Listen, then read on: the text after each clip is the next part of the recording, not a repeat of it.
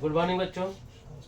तो आज इस वीडियो के माध्यम से हम आपको बताएंगे कि आपके आने वाले 2025 में जो मैट्रिक का एग्जाम है, आपके एग्जाम में जो ऑब्जेक्टिव क्वेश्चन होंगे वो कहाँ से उठाए जाएंगे।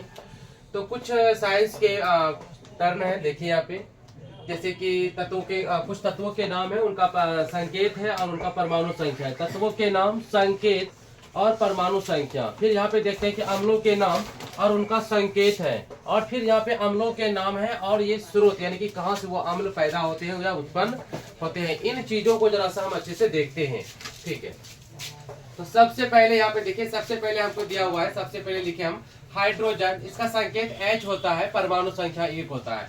हीलियम का He होता है और परमाणु संख्या 2 होता है। लिथियम का, भी हम परमाणु द्रव्यमान की चर्चा इसमें नहीं कर रहे हैं, सिर्फ यहाँ पे परमाणु संख्या की चर्चा कर रहे हैं, ठीक है। अगर आपको परमाणु द्रव्यमान लिखना हो तो परमाणु संख्या का लगभग दोगुना कर दीजिएगा, ठीक है, दोगुना। चलिए, तो उसके बाद है लिथियम का Li 3 हो जाएगा, बेरिलियम का Be 4 हो जाएगा, बोरॉन का B 5 हो जाएगा, कार्बन का C 6 हो जाएगा, नाइट्रोजन का N 7 हो जाएगा, ऑक्सीजन का O 8 हो जाएगा, फ्लोरीन का F 9 हो जाएगा, नियोन का Ne 10 हो जाएगा, सोडियम का Na 11 हो जाएगा, मैग्नीशियम का Mg 12 हो जाएगा, एल्युमिनियम का Al 13 हो जाएगा, सिलिकॉन का Si 14 हो जाएगा, अब फास्फोरस का P 15 हो जाएगा। यहाँ देखते हैं सल्फर का, ये हम मेन बता रहे हैं, कुल तो 118 तत्व है ही, कुल 118 तत्व है ही। हम इनमें से जो है ना मुख्य बता रहे हैं, मुख्य तत्वों के नाम बता रहे हैं कि जो आपके एग्जामिनेशन में आने के चांसेस ज्यादा है, 99% है।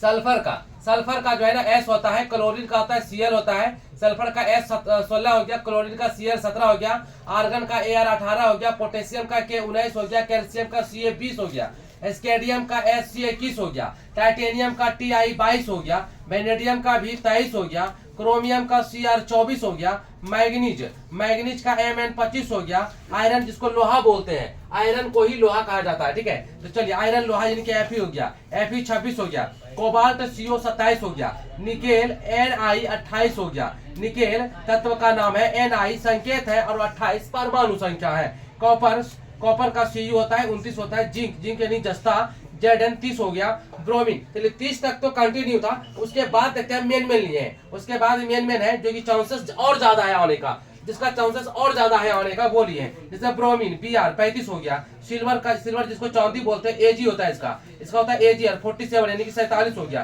टीन का होता है Sn होता है और ये 50 हो गया। उसके बाद देखते हैं यहाँ पे आयोडीन का होता है I और 53 हो गया इसका परमाणु संख्या। टंगस्टन का होता है W संकेत और परमाणु संख्या हो गया 74। गोल्ड यानी कि सोना हो गया, सोना जो पहनते हैं सोना, तो सोना का होता है Au और 79 हो गया इसका परमाणु संख्या। मरकरी यानी कि पारा का होता है Hg और Hg का हो गया 80 यानी कि 80 हो गया।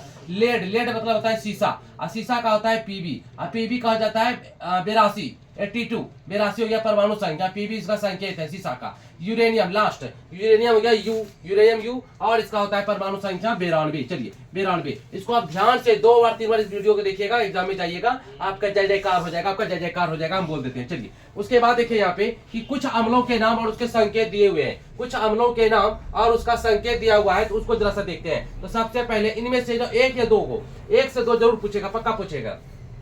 आपका इस वाले पार्ट से 2 अंक हो गया, इस वाले पार्ट से 2 अंक हो गया और इस वाले पार्ट से भी 2 अंक हो गया। लगभग 4 से 5 6 नंबर जो है ना आपके इतने सारे पार्ट से पूछे जाएंगे। तो आपको जहां से भी नंबर पूछा जाएगा, हम खदेड़ के आपको यहाँ पे लिखा देंगे, बता देंगे, समझा देंगे, उसका वीडियो भी बना देंगे। आप इस सारे लेक्चर को सुनिए, अच्छे से देखिए बैठ के घर में, और जो है ना मतलब कि आराम से एग्जाम देने के लिए जाइए। उसके बाद है कि हाइड्रोक्लोरिक अम्ल, तो हाइड्रोक्लोरिक अम्ल का होता है HCl। हाइड्रोक्लोरिक अम्ल का क्या होता है भाई? HCl होता है। सल्फ्यूरिक अम्ल, ध्यान से देखो, सल्फ्यूरिक अम्ल का होता है H2SO4। उसके बाद होता है नाइट्रिक अम्ल, तो नाइट्रिक अम्ल का हो जाता है HNO3। नाइट्रिक अम्ल का हो जाएगा HNO3 हो जाएगा। उसके बाद है यहाँ पे सल्फ्यूरस अम्ल, कंफ्यूज नहीं होना है, यहाँ पे सल्फ्यूरिक है, इक है, यहाँ पे अस है, तो सल्फ्यूरिक में 4 हो जाएगा और अस में 3 हो जाएगा, तो यहाँ पे सल्फ्यूरस अम्ल यानी कि H2SO3 हो जाएगा। कार्बोनिक अम्ल यानी कि H2CO3 हो जाएगा इसका। उसके बाद है भाई बोरिक अम्ल का क्या हो जाएगा? H3BO3 हो जाएगा। फिर है फॉर्मिक अम्ल का होता है HCOOH होता है इसका। एसिटिक अम्ल का क्या हो जाएगा, एसिटिक अम्ल का हो जाएगा HCH3CH3COOH हो जाएगा। फिर ऑक्जेलिक अम्ल, ऑक्जेलिक अम्ल का हो जाएगा ऑक्जेलिक अम्ल का हो जाएगा COOH2, ऑक्जेलिक अम्ल का हो जाएगा COOH2 हो जाएगा। ठीक है, मैं तमाम छात्र छात्राओं से बस एक ही उम्मीद रखता हूं और एक ही बात हम कहना चाहेंगे कि सफलता एक दिन आप खूब पढ़ लीजिएगा, 12 बजे तक हम पढ़ लेंगे तो सफल हो जाएंगे।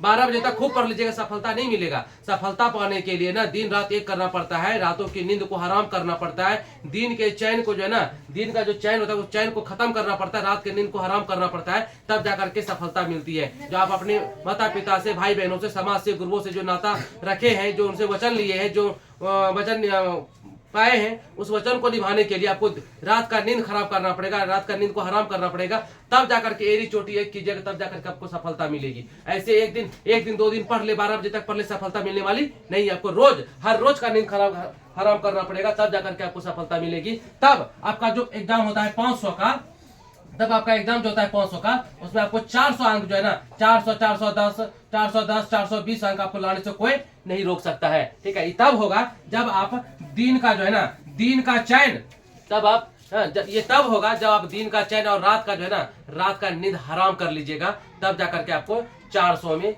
400, 400, 410, 420, 500 में आपको मिल जाएगा। ठीक है, तो आगे हम क्या बोलेंगे देखिए इधर जरा सा। अब है अम्लों के नाम और स्रोत। तो अम्लों के नाम और स्रोत देखिए जरा से। अम्ल के नाम और जैसे एसिटिक अम्ल कहाँ से प्राप्त होता है, सिरका से। तो सिरका से ना, सिरका से हमको आएगा, प्राप्त हो जाएगा एसिटिक अम्ल। ठीक है, उसके बाद है साइट्रिक अम्ल, बहुत पूछा जाता है एग्जाम में, बड़े बड़े एग्जामों में भी पूछा जाता है। साइट्रिक अम्ल नींबू और नारंगी के रस में, खट्टे पदार्थों में, यहाँ पे खट्टे पदार्थ भी लिख सकते हैं। ठीक है, नींबू और यहाँ पे देखिए साइट्रिक अम्ल नींबू और नारंगी के रस में, खट्टे पदार्थों में पाया जाता है।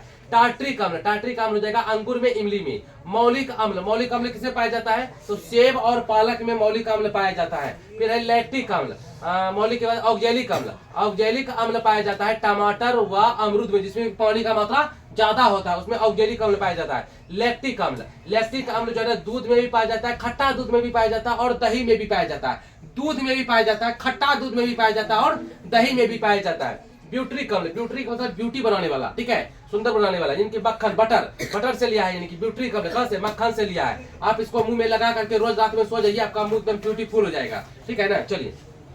फॉर्मिक अम्ल, फॉर्मिक अम्ल होता है चींटी वाल मधुमक्खी के डंक में। फॉर्मिक अम्ल जो है ना, चींटी और मधुमक्खी के डंक में होता है, चींटी और मधुमक्खी के डंक में। फिर है मृदु पेय पदार्थ, यानी कि जितना भी कोको कोला, माजा, स्प्राइट, जितना भी कोल्ड ड्रिंक्स है, वो सारे कोल्ड ड्रिंक्स में ना कार्बोनिक अम्ल होते हैं। कौन सा अम्ल होता है, तो कार्बोनिक अम्ल। जितने भी पेय पदार्थ है, ठंडा, माजा, कोको कोला, स्प्राइट, जितना भी है, उन सारे के सारे में जो है ना, उन सारे के सारे में ना कार्बोनिक अम्ल, क्या है, कार्बोनिक अम्ल, सारे के सारे में कार्बोनिक अम्ल है। चलिए, तो इस वीडियो के माध्यम से हम आपको बार बार यही कहेंगे, अगर आपको सफलता प्राप्त करनी है, अगर आपको सफल होना है, चोटी पर चढ़ना है, शिखर को छूना है, तो आपको दिन का जो है ना चैन, रात को जो है ना नींद हराम करना होगा, तब जाकर के एक दिन आपको सफलता प्राप्त होगी। आप 500 में 400 के, 410 के, 420 के हकदार बन जाएंगे। जो अपने माता पिता से, अपने गुरुओं से, अपने भाई बहनों से जो आप वचन मतलब कि किए हैं, उस वचन को निभाना है, तो दिन का चैन और रात का नींद को हराम करना पड़ेगा, सफलता आपके कदमों में होगी। तो थैंक यू सो मच, मिलते हैं अगली वीडियो में। जय हिंद।